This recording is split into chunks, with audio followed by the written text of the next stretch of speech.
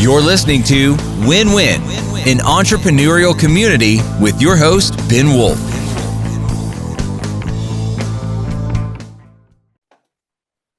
And welcome to Win-Win, an entrepreneurial community.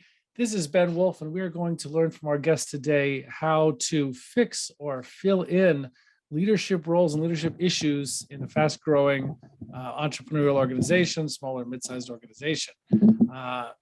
Advise everybody to please pause, stop, leave a review, like, star, subscribe, whatever it is that they allow you to do on the platform on which you are watching or listening to this. So I encourage you to do that. It'll get more people access to the Win-Win podcast, and that will be awesome. So without further ado, I do want to get into introducing our guest today.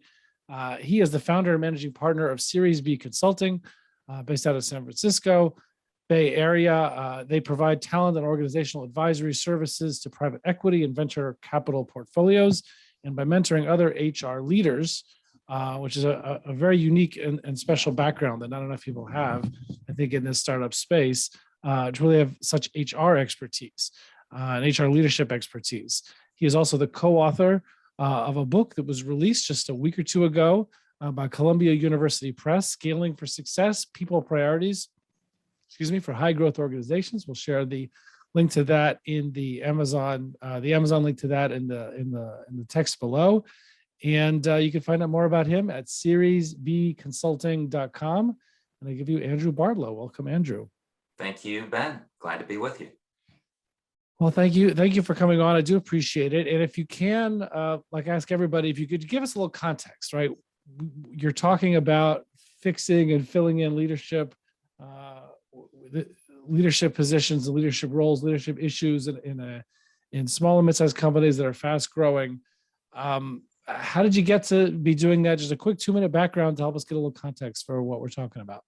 Sure. Well, a lot of it is the school of hard knocks with 20 plus years of human resources work inside some of the world's largest companies like Pepsi, GE, Wells Fargo, as well as a number of startups that you probably haven't heard of, and then mid-sized companies. So 20-ish years of doing that and helping companies through IPO, through bankruptcies, through more than a dozen mergers and acquisitions as the or one of a small group of senior HR leaders. And then I hung my single shingle as a consultant and advisor about 3 years ago after a great exit from a real estate tech startup. And so now I've been doing this work full time, supporting portfolio companies, both venture and private equity backed.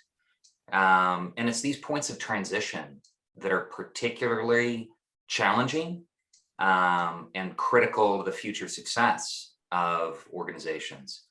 And it's about the leadership. And these are some of the toughest decisions that founders and CEOs and investor owners make. Mm-hmm.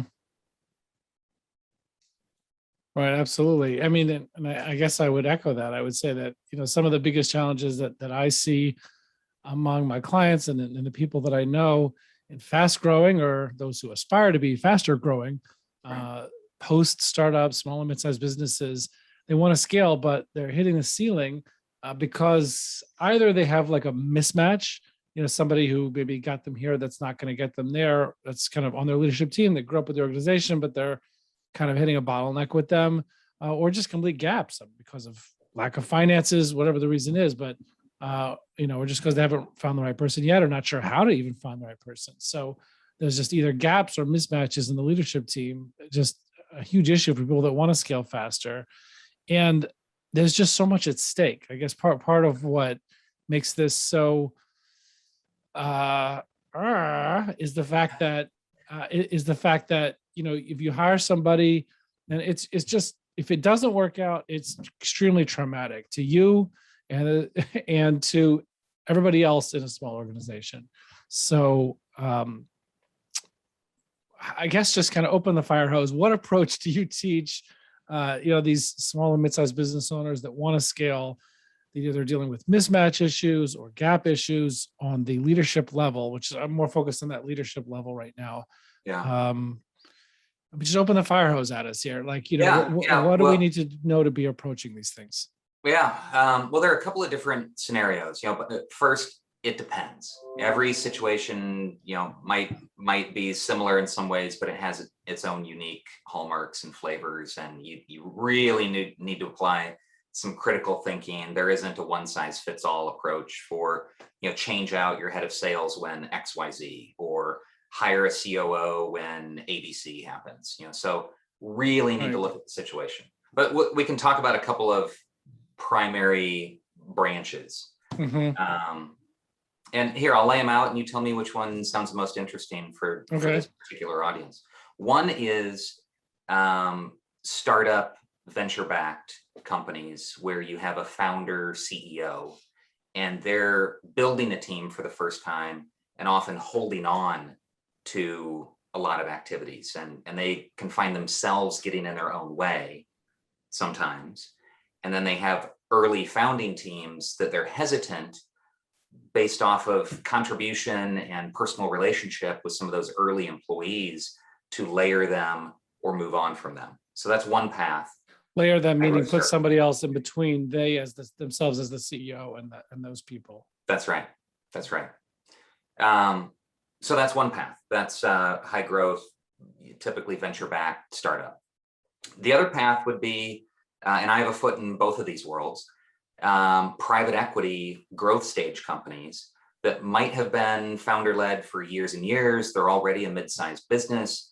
They sell, and they have an investor owner that has control.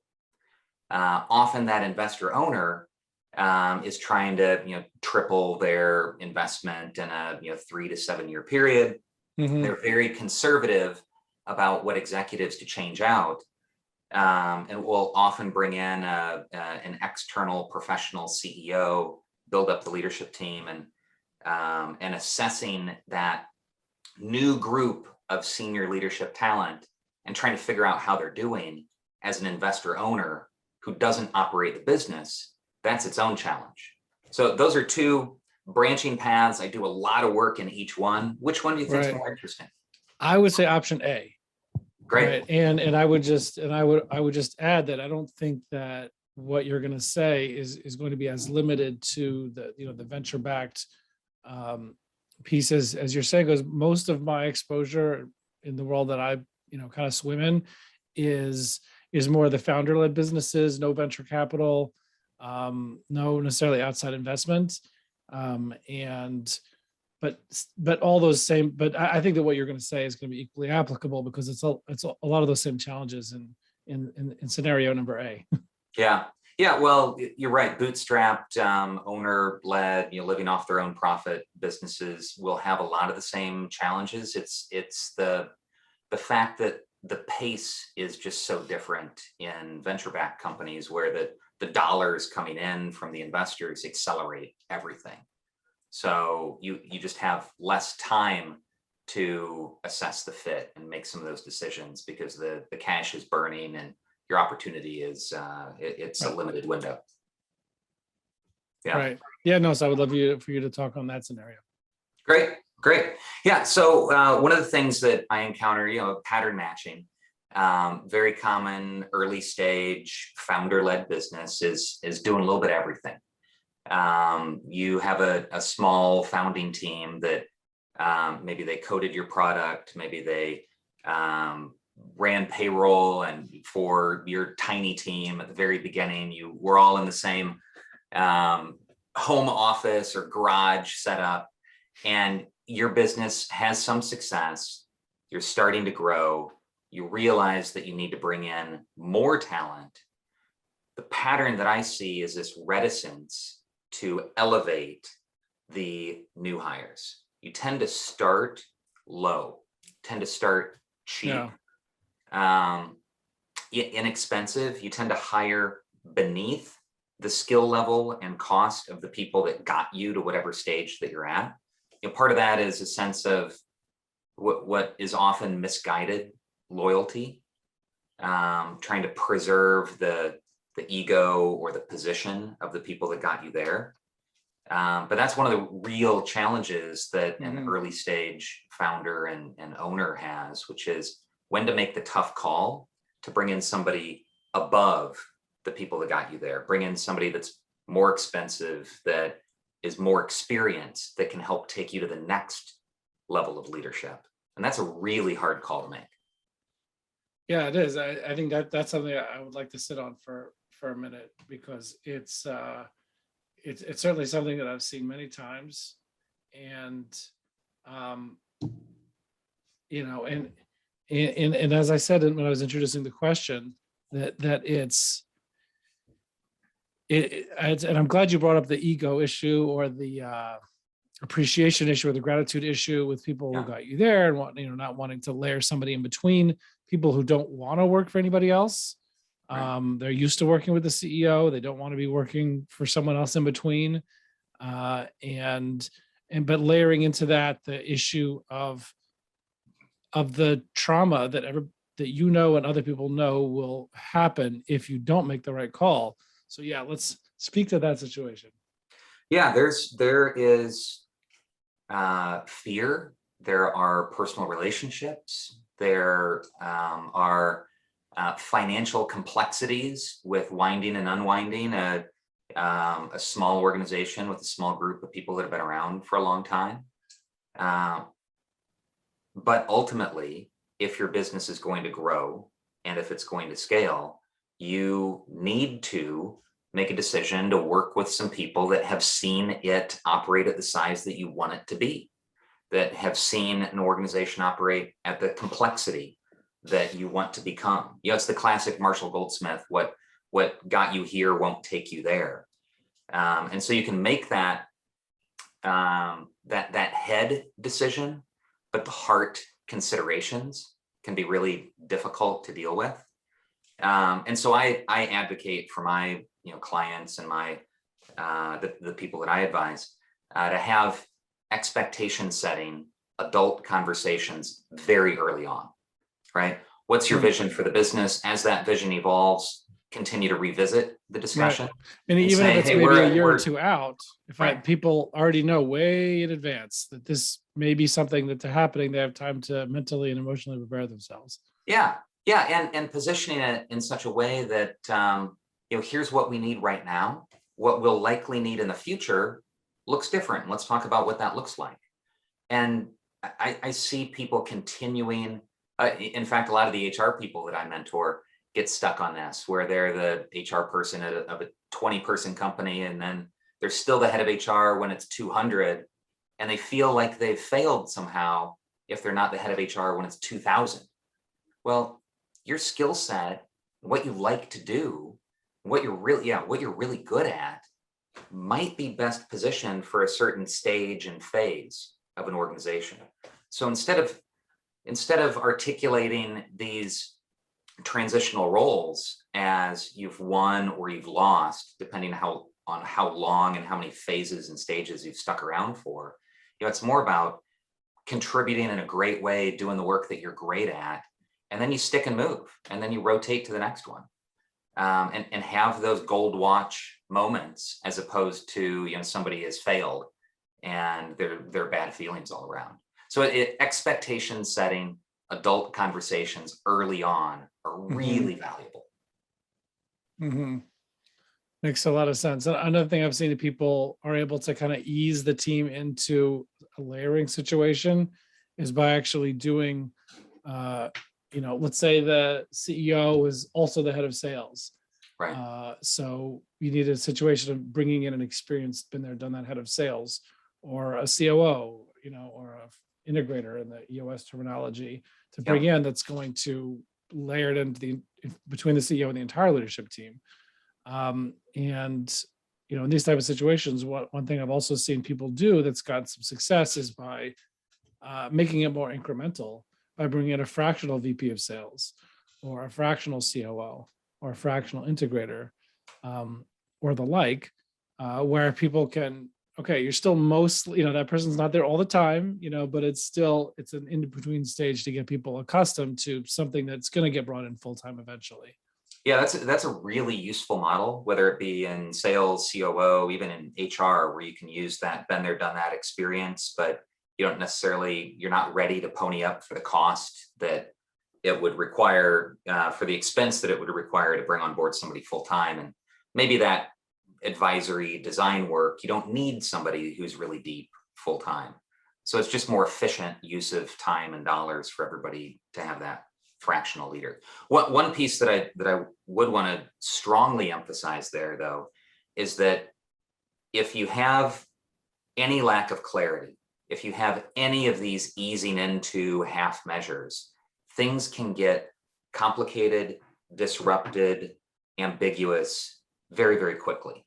So you want to be extremely clear about decision-making rights, roles and responsibilities. If you have any sort of fractional support or a new leader coming in, often I've seen founders try to soft pedal where, oh, you'll co-lead this, or you'll still be responsible for the design of the product. A way of avoiding the tough conversations. Yeah. Or decisions. That's right. So be immensely focused on decision-making rights and roles and responsibilities anytime you're in one of these situations. And that's great advice. That's good. Yeah. I think about some situations I've been in, and that definitely resonates. But since you mentioned, and you mentioned this, and it does get into something that I was hoping we could cover now. HR leadership, right? Not just for the compliance part and the administrative part, but actual HR leadership, the leadership level, C-level, whatever you want to call that. You mentioned that you've seen that on the HR front. Yeah. Because very often when I talk to people and they mention fractional HR, what they really mean is just kind of an outsourced HR resource for the administrative and compliance pieces. But I think you're speaking more to HR leadership, right? On a fractional basis. What is that? Yeah. And how does it work? Yeah, the HR work that I think a lot of organizations focus on first is recruitment or payroll, benefits, administration, and employee complaint, a handbook, legal compliance with all the various requirements that we have today. The work that I'm talking about is at the advisory level, that often a COO, an investor, a mentor might provide. That can come from the seasoned HR seat as well. So what kind of stuff? What kind of stuff? If I'm a business owner, what kind of stuff do I need that kind of person for? Yeah. When do I bring in that VP level department head? How do I clarify roles and responsibilities within my team? Goal setting. I'm working with a group right now. They're so busy doing the work that they are struggling to articulate their company level goals and spread that out throughout their small organization. So performance management, talent management is another one. Hey, maybe you're moving into mid-sized, you're 100 plus employees. You have an operational HR person. That same person may not be really well equipped to think through the universe of possibilities around how do I develop my next leaders? How do I get my team to stay? Reduce my turnover rate from 30% to 10%. Those are some of the design elements and advisory elements that most small and mid-sized businesses, they don't have that capability in the HR leader internally. And so whether you get it from an HR leader as an advisor, a COO, an investor, somebody through the EOS or fractional leadership perspective, you need it from somewhere. Right. That makes sense. Are you able to offer some stories or examples on that you've seen on scenarios like this, and how they were, what the challenge was, what they were able to do, or what you were able to help them, advise them to do with, again, either mismatches at the leadership level as they want to scale, or gaps, some scenarios, some stories, anything help make it real what you're talking about? Yeah. I'll try to protect the innocent and my clients' names. Of course. Along the way. You change all the details except the ones necessary to understand the moral of the story. Yeah, except the good details, right? Yeah, there was one rapidly growing organization that that I was privileged to do a lot of work with, that was chasing a lot of goals. And as well funded as they were and as successful as they were, they just weren't making much headway on anything. And so they brought me in to help with culture. Like, hey, we're hearing a lot of frustration. We're getting some turnover, not super happy with how things are going within the leadership team. Andrew, can you help us figure out what's going on with culture? We think it has something to do with the pace of growth, and look under the hood. And what I found was, here's a great founder, CEO, brilliant visionary, who had hired a number of high quality people in VP level roles, but had not fully delegated, not fully empowered, and certainly had lacked the clarity of prioritization within the team. And that became really frustrating for the group, as they felt like they were constantly chasing a moving goal, and constantly failing because the goals weren't really clear, the goals weren't really stable. And so that's a lot of the work that I did, which was, what's most important to your company right now? And just because it doesn't make the list of 3, 4, 5 things doesn't mean it doesn't need to get done, right? People still need to get paid. You still need to, process the AP checks, whatever it is. Doesn't make it completely off the list, but within your organization, this will help keep the trains moving. So that form of prioritization was really challenging for them, and I think it was eye-opening. The idea of, you can move 3 things a mile or 30 things an inch, and if you're a company that's gaining in size and complexity and burning cash along the way, you don't want to be treading water with trying to move too many things forward. And that You're was talking more about move the ball forward type of things, or critical to day-to-day operations type of things? Yeah, like here, I'll give more specific examples. It was primarily a B2C business, and they were thinking about opening a B2C channel. They were thinking about expanding their core product offerings. They were also thinking about going international, and they were changing the entire customer service support structure. So any one of those things would take full focus from the company. And they're trying to do all of them, as well as exploring other avenues for content distribution. Right. So I think that sounds familiar to everybody. Yeah. And we get it, right? Like, everything is a possibility. You want to say yes. The larger and more complex your company becomes, the more focused you need to become. Let's say that one more time. The larger and more complex your organization becomes, the more focused you need to become to make sure that actually happens. Otherwise, you have all these resources spinning, working on their things that absorb their attention, distract from the organization's more important purposes, compete for resources. And pretty soon you're having project meetings with 6 people meeting once a week to work on something that actually you probably need to crank out in the next few days, right? So more focus as you get bigger. Right, on fewer things. That's right. Right. And so, and you're talking about identifying metrics or things to which people can be held accountable that are going to be moving whichever ball you decide is the main focus right now, where I'm going to have a huge amount of energy to move those 3 things forward a mile, so as you said. Yeah. And I've seen actually this organization overcorrected at first. And so I had to come in and help them tweak the dials, where they went from chaos of trying to do everything all at once to, okay, now we're going to measure everything. We're going to do OKRs at an individual level across the entire company. And we're going to have stretch goals. We're going to have 70%, 100%.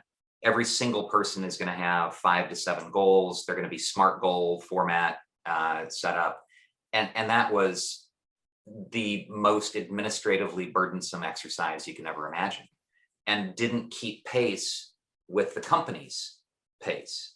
So they needed to find the Goldilocks zone of focus, tracking, alignment without overdoing it, right? You're still a high growth organization. You're not Intel of the 1970s that's, pumping out chips. So, give yourself some flexibility and just make it really clear at the top of the house. So company level for sure. If you've got some size and complexity, maybe 100 plus people, maybe you want to have some team, functional, or department goals. But if you're measuring stuff quarterly, it's measurable at an individual level, your business better be pretty darn stable if you're going to try to take that on. Right. Yeah, that makes sense. I mean, and right, seriesbconsulting.com. People can find out more information about what you do, and what you do. It sounds like is related also to this performance management, right? Of teams, right? Not just the kind of leadership level stuff that we focused on at the beginning of the conversation. Yeah, when you think about human resources, it's about people management. It's about how do you operate your business? How do you make your organization productive? Organizational effectiveness is what people that I do, put our time into, and a lot of that is how leaders lead. Less so the soft stuff, more so the structural stuff. Right. Awesome. Yeah, look, I appreciate you making the time to talk about this stuff today. Again, people can find out more about you at seriesbconsulting.com, and you can, check out your book again that just came out this month, Columbia University Press, Scaling for Success, People Priorities for High Growth Organizations. So thank you for coming on. Yeah, Ben, thanks again for having me. My pleasure. Very awesome. And we'll see everybody else on the other side. Thank you. You're listening to Win-Win, an entrepreneurial community with your host, Ben Wolf.